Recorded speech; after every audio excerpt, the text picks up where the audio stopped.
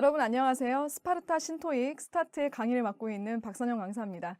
자, 여러분들 지난 시간에 우리 RC 어떻게 공부해야 잘 공부할 수 있을지 체계적인 패턴들을 다 공부를 해봤죠.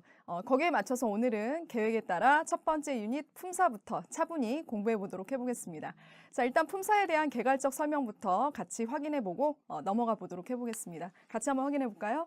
자, 우리 품사라는 것은 일단 처음부터 우리가 이해하기 힘든 문법 용어이기 때문에 여러분들이 좀 힘드실 수 있는데요. 사실상 모든 문법 용어는 한자 용어이기 때문에 그 뜻을 풀어보시면 되게 쉽다라고 말씀을 드린 바가 있습니다. 자, 품사의 품이라는 것은 우리 예전에 역사 시간에 배운 적이 있을 거예요. 신라시대의 골품제도라는 그 품과 거의 일맥상통하는 의미를 갖고 있는데요. 골품은 신분제도를 의미하지만 사실상 신분이라는 것 자체가 하는 역할에 따른 구분의 의미도 있기 때문에 품사라는 것의 품은 그 말의 기능이다 라고 생각해 보시면 좋을 것 같습니다.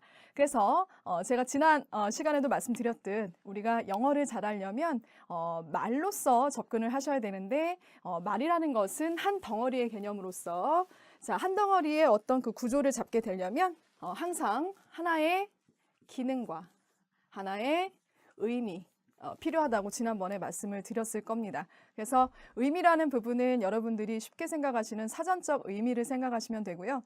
그 말들이 이런 의미와 어우러져서 또 다른 그 기능이라는 것을 내포하게 됩니다. 그래서 기능이 있어야 말 속에서 적절히 규칙적으로 일관되게 문장 구조를 만들 수가 있다라고 지난번에 말씀을 드렸죠. 그래서 이 품사라는 건 이 말 한 덩어리가 갖고 있는 기능이라는 그 개념이라고 생각해 주시면 좋을 것 같습니다. 그래서 우리가 흔히 품사라고 하면 우리가 명사, 대명사, 형용사, 동사 이러한 부분들을 우리가 품사라고 많이 일컫고 있거든요. 그래서 우리가 그런 어떤 품사적 용어에 집중을 할 때는 말의 의미보다는 기능적인 부분에 초점을 맞춰서 그 개별적인 어떤 특성들을 공부해 주는 게 일단 기초적으로 필요할 것 같습니다.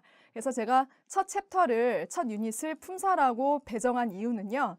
그 말 한 덩어리의 기초 개념을 만들기 위해서는 그 하나의 기능이 일단 개별적으로 갖추어져야 하기 때문에 제가 품사편을 가장 앞 유닛으로 배치를 해놨다는 걸 이해해 주셨으면 좋겠습니다. 더불어서 우리 책에는 유닛마다 인트로라는 어떤 페이지가 따로 있어서 우리 학생들이 좀 더 우리말과 멀지 않게 영어를 이해할 수 있는 어떤 근거들을 다 제시해 놨으니까 차분히 방송과 함께 여러분들이 따로 학습을 해서 갖추어 주시면 좋을 것 같습니다.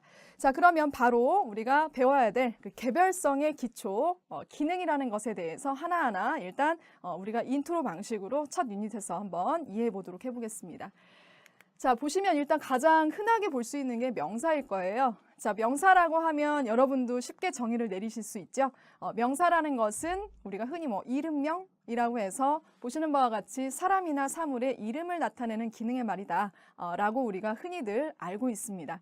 자, 그런데 이 명사라는 것이 실질적으로 우리 학생들이 이름이라는 건 안다 하더라도 워낙 지금 기초 학생들이기 때문에 어떤 형태가 명사로 쓰이는지 궁금해하실 것 같아서 제가 첫 유닛에서는 흔히 우리가 명사로 볼 수 있는 형태들이 보통 이제 영어라는 것은 기능적인 형태들이 보시는 바와 같이 말의 끝 이런 걸 어미라고 하거든요. 어미에서 기능을 어느 정도 보여주게 됩니다. 그래서 보시는 바와 같이 가장 흔하게 명사의 힘을 알려주는, 즉 이름의 기능을 합니다라고 알려줄 수 있는 그 형태들을 보시는 바와 같이 제가 여러 개를 박스 안에 다 적어드렸어요. 그래서 일단은 여러분들이 영어를 접근할 때 꼭 모든 영어의 단어들을 다 외워야 된다고 생각하시는데 일단 다 외우고 시작할 수는 없기 때문에 보시는 바와 같이 저러한 어미의 형태를 가지고 있는 애들은 문장 내에서 이름의 기능을 도맡아서 한다라고 생각하시면 좋을 것 같습니다. 그래서 보시는 바와 같이 station, expression, happiness, apartment, teacher, ability, friendship 같이 말의 형태들이 붙어 있으면 이러한 것들 전부 다 명사의 형태라고 보실 수가 있을 것 같습니다. 자, 그러면 우리가 이런 명사의 어떤 그 형태를 갖고 있는 것들이 실제 문장 내에서 어떤 역할을 하고 있는지 자리를 한번 살펴보시면요. 보통 이제 자리를 볼 때는 좀 이따도 제가 말씀을 드리겠지만 이러한 동사를 중심으로 어디에 위치했냐에 따라서 그 기능들이 제대로 발휘를 할 수가 있거든요. 우리 이름이라면 보통 문장 내에 어디 자리에 많이 쓰이냐면 동사 앞에 있는 주어라는 자리가 있어요. 동작의 주체를 나타내는 그러한 이름인데 그런 부분들에 이렇게 명사를 쓸 수가 있고요. 그 다음에 자, 동작을 받는 목적어라는 수동의 대상이 있어요. 자, increase라는 것은 무엇을 증가시키다라는 뜻이기 때문에 증가시키는 주체와 증가될 수 있는 대상, 이 두 가지 부분이 필요하므로 이렇게 자, 증가되어질 수 있는 동작을 받는 수동의 목적어도 이렇게 이름이라는 명사를 쓰게 됩니다. 더불어서 my cousin is라고 해서 내 조카는 이다. 이다라는 설명으로 my cousin이라는 주어인 명사를 설명할 수 없을 때는 이것과 동일한 명사를 하나 더 써서 engineer, 내 사촌은 기술자다. 이런 식으로 주어랑 동일한 명사를 써서 좀 더 보충 설명할 때 똑같은 이름을 이 자리에 활용해 볼 수가 있습니다.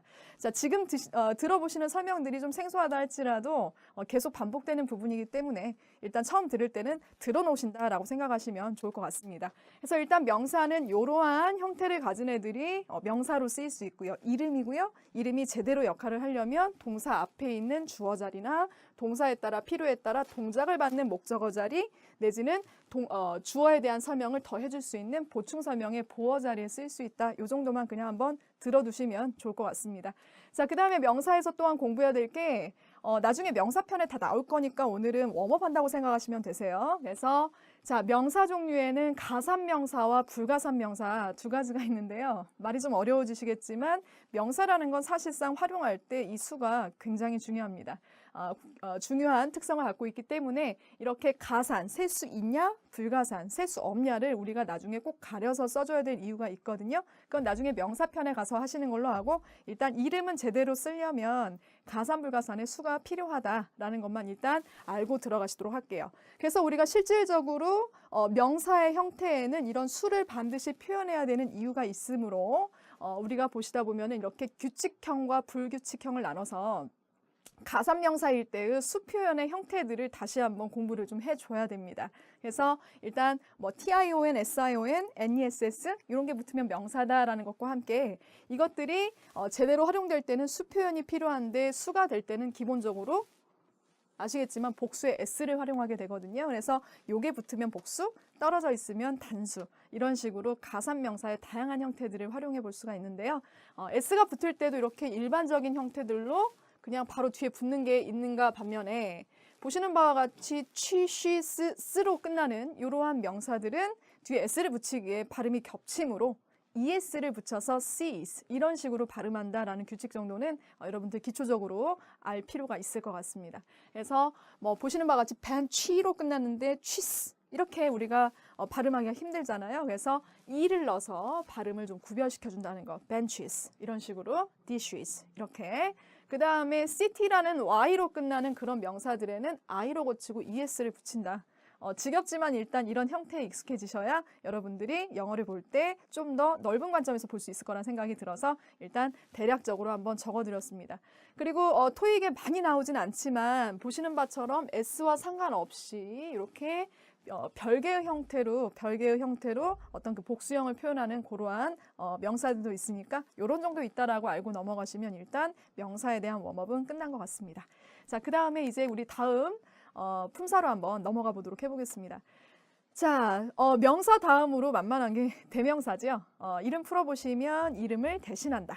이름을 대신해야 될 이유도 나중에 대명사 유닛이 따로 있어요. 그래서 오늘은 친해지는 시간으로 한번 대명사가 뭔지 대략적으로 알아보도록 해보겠습니다. 자, 대명사는 명사를 대신하는 기능을 하고요. 이전에 앞에 한번 언급됐던 이름이 또다시 언급이 될 때는 불편하기 때문에 그냥 대신받는 명사를 주로 사용합니다. 그래서 영어는 대명사가 특히나 많이 개발되어 있는데요. 얘가 명사를 대신한다고 해서 기본적으로 이름을 나타내는 기능이 달라지지 않기 때문에 실제 문장 내에서 역할을 보시면 아까처럼 동사를 중심으로 주어 자리, 그 다음에 이렇게 자 이다는 아까 주어에 대한 주격 보어가 필요하다고 말씀드렸죠. report가 이다라고 하면 아무 서명이 안 되기 때문에 여기 명사를 한번 더 쓸 수 있다고 말씀을 드렸죠. 이렇게 hers라는 어떤 명사로서 그 보어를 또 대신할 수가 있고요.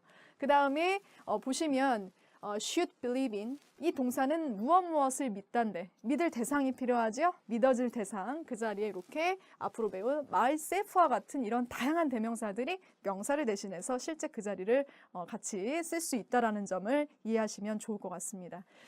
자, 그래서 이런 식으로 대명사도 사실 명사를 대신하기 때문에 기능적으로 큰 차이는 없는데 대신하다 보니까 살짝 달라지는 점, 달라지는 점에 따라서 사실 인칭과 제기와 지시와 부정과 같은 다양한 대명사의 특징으로 분류가 가능합니다. 사실 명사는 대신받은 게 아니기 때문에 이렇게 네 가지의 대명사 형태가 따로 있을 수가 없었죠. 하지만 대명사 같은 경우에는 보시는 바와 같이 전부 다 명사를 대신하면서 대신하기 때문에 생기는 어떤 특성 때문에 네 가지의 대명사의 형태를 우리가 구분지어서 특성별로 배울 필요가 있습니다. 이 역시도 여러분들 나중에 대명사 유닛 가서 꼼꼼히 한번 배우도록 해볼 거예요. 그래서 대략 살펴보시면 인칭 대명사라는 것은 명사를 대신받을 때 사람을 대신 칭하는 특성이 있는 대명사를 인칭이라고 하고요. 그 다음에 거기다가 우리가 좀 어려워하는 셀프형을 붙이면 제귀라고 해서 자 뭔가를 되돌리면서 대신받을 수 있는 그 되돌린다는 게 뭔지는 나중에 실제 예문에서 공부하도록 할게요. 그래서 제기대명사라는 어떤 형태도 있고요. 그 다음에 여러분이 흔히 알고 있는 지시대명사. 지시대명사는 가깝냐 뭐냐? 이렇게 가까울 때는 디스티즈, 멀리 있을 땐 데도즈를 써서 우리 학생들 대신받을 수 있는 대명사가 바로 지시대명사입니다. 아시겠죠? 그래서 사실상 명사는 뭐 가까운 거 먼 거 표시하지 않기 때문에 이런 특성이 필요 없겠죠. 하지만 대신하기 때문에 이런 특성이 생기기 때문에 대명사 편에서는 명사와 동일하지만 약간의 이런 차이들을 공부해주면서 여러분들이 대명사의 활용을 이해하시면 됩니다. 그래서 대명사도 대략 요렇다라고 볼 수가 있을 것 같아요. 자, 그 다음에 세 번째 품사로 넘어가시면 형용사라는 게 있습니다. 사실상 형용사도 여러분들이 정의 정도는 가볍게 알고 있습니다. 방금까지 배웠던 명사들을 꾸며주는 말이다. 수식하는 말이다 정도로 알고 있는데요. 사실 그 수식하다라는 말이 쉬운 말은 아니에요. 그래서 제가 잠깐 바꿔 설명해 놓아봤는데요. 형용사란 명사의 상태나 성질을 설명하는 기능의 말이다. 라고 좀 더 쉽게 얘기해 볼 수가 있을 것 같습니다. 예를 들면 bad boys라고 할 때 boys가 우리가 배웠던 명사고 그 앞에 있는 bad가 그걸 꾸미는 형용사죠. 그래서 꾸민다, 수식한다 하지만 사실상 더 정확한 의미로서 boys의 성질이 나쁘다라는 특성으로 우리가 이해할 수 있으므로 좀 더 우리가 꾸준한 이해를 위해 앞으로는 수식하다보다는 상태와 성질을 나타낸다. 이것을 수식어로서 우리가 정리해 두시면 공부하실 때 훨씬 더 잘 정리가 되실 것 같습니다. 일단 그런 게 형용사고요. 그래서 우리가 형용사를 보자마자 좀 이해할 수 있으려면 아까도 얘기했지만 모든 형용사를 다 외우고 시작할 수는 없어요. 그래서 우리가 형용사의 형태들도 특별히 생김새가 말의 끝, 엄이라는 것이 보통 이제 요런 게 붙으시면 형용사가 된다라고 볼 수가 있습니다. 요런 게 붙으면 명사 앞에서 명사의 상태나 성질을 나타내는 수식어다라고 볼 수가 있다라는 거죠. 그래서 가장 쉬운 예가 y가 붙는 거, is나 busy 요 정도는 알고 계시죠? 그리고 보통 이제 가능한의 뜻을 갖게 되는 형용사 어미로 able 이라고 해서 reliable, durable 요런 식 비슷하게 생긴 possible과 같이 IBLE 요런 것들 그 다음에 careful이나 useful과 같은 full, 됐죠? 뭐 beautiful도 있을 수 있고요. 그 다음에 AL이나 OUS, 그 다음에 EVE, LESS. 특히 LESS가 들어가면 무엇이 없다라는 어떤 부정의 의미가 추가되는 형용사가 되기 때문에 약간의 주의가 필요한 형용사 종류가 될 것 같습니다. 그래서 여기 써드린 게 다 형용사의 어미가 전부는 아닌데요. 이런 게 붙게 되면 여러분들 형용사로서 명사의 수식이 가능한 말이 된다라고 보시면 될 것 같습니다. 자, 그래서 형용사도 이제 문장 내에서 어디 자리에 쓰여야 이런 역할을 할 수가 있느냐. 가장 흔한 자리가 여러분들 이렇게 명사에 인접한 자리가 보통 수식어 자리라 볼 수 있습니다. 그래서 아까도 얘기했지만 product는 product인데 product의 상태나 성질을 나타내면 그게 수식어가 된다고 말씀을 드렸죠. product의 상태가 defective, 결함이 있는 이란 뜻이거든요. 결함이 있느니 프로덕트를 보통 꾸민다고 우리는 얘기를 하는데 더 정확히 얘기하면 프로덕트의 상태나 성질이 결함이 있는 이란 어떤 그 뜻으로서 수식을 하고 있다라고 얘기를 할 수가 있다라는 거예요. 그래서 형용사가 제대로 된 역할로 쓰이려면 걔가 얘기해주는 그 상태나 성질을 말해주는 명사가 이렇게 바로 인접한 자리에 나와 있어야 된다라고 우리가 볼 수가 있을 것 같습니다. 자, 그 다음에 이 자리는 조금 어려우신데 이거는 나중에 형용사 편에서 엄청 열심히 배울 거예요. 그래서 오늘 한번 들어만 주시면 좋을 것 같습니다. 보시면 똑같은 디펙티브고 똑같은 프로덕트인데 아까처럼 바로 바짝 옆에 붙어 있지 않죠. 자, 이 디펙티브 같은 경우에는 여러분들 꼭 필요한 성분이라는 게 됩니다. 성분이 뭐냐면 여러분들 성분이라는 건 문장을 이룰 때 꼭 필요한 어떤 재료 같은 건데요. 자.